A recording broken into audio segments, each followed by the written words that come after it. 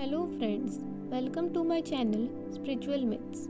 आज की इस वीडियो में हम जानेंगे भगवान विष्णु के वराह अवतार के बारे में। आइए शुरू करते हैं।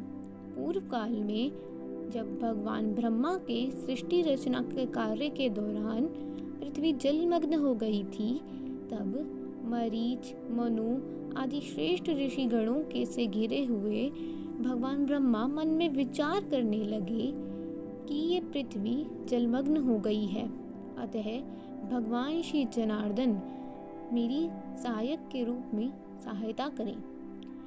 यह विचार करते हुए ब्रह्मा जी की नसिका से उसके अग्रभाग से एक वराह शिशु उत्पन्न हुआ। वह वराह शिशु केवल अंगूठे के जितना था और उत्पन्न होते के साथ ही वह विशालकाय हाथी के आकार का हो गया। यह सब बहुत आश्चर्यजनक था। उस समय मरीचि आदि प्रधान विप्र, सनक आदि ऋषियों के साथ बैठे ब्रह्मा जी वह स्वरूप को देखकर मन ही मन विचार करने लगे कि शुक्र के व्याज से यह कौन सा दिव्य प्राणी मेरी नसिका से निकलकर मेरे सम्मुख उपस्थित हो गया है। ये तो महान आश्चर्य है। अभी अभी अंगूठे के पोर के बराबर दिखाई पड़ने वाला यह क्षण भर में ही पर्वतराज के सदृश हो गया है।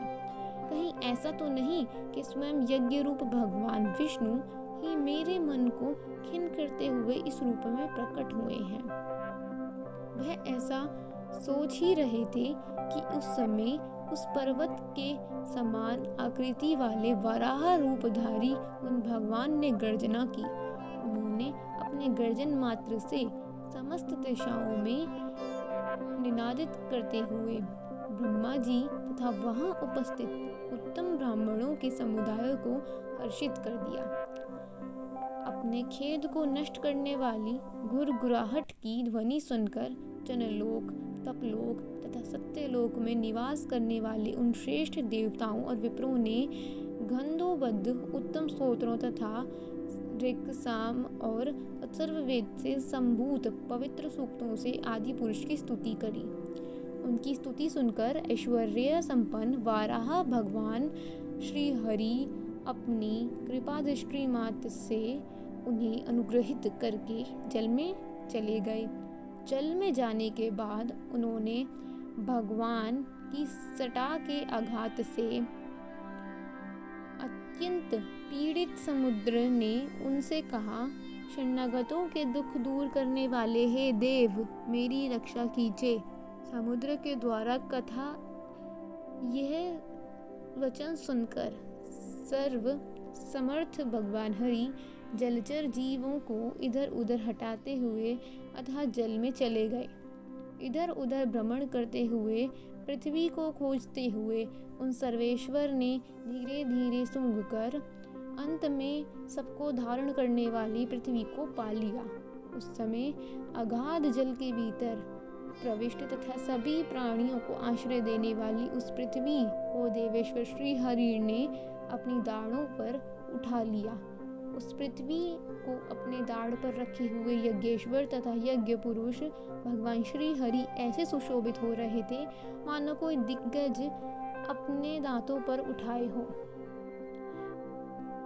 अपने दाढ़ पर पृथ्वी को उठाए हुए उन देवेश्वर को देखकर सर्वराट मनु सहित देवादिदेव ब्रह्म उनकी स्तुति करने लगे।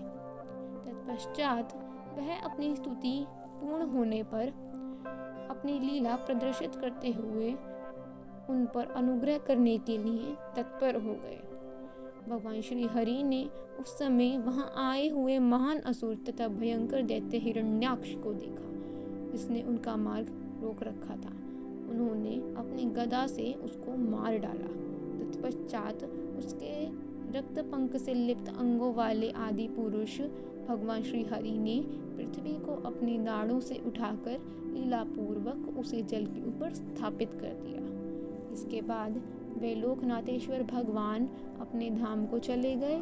जो मनुष्य पृथ्वी के उद्धार से संबंधित इस परम विचित्र तथा उत्तम भगवत चरित्र को सुनेगा और पढ़ेगा, वह सभी पापों से मुक्त होकर वैष्णव पद को प्राप्त करेगा।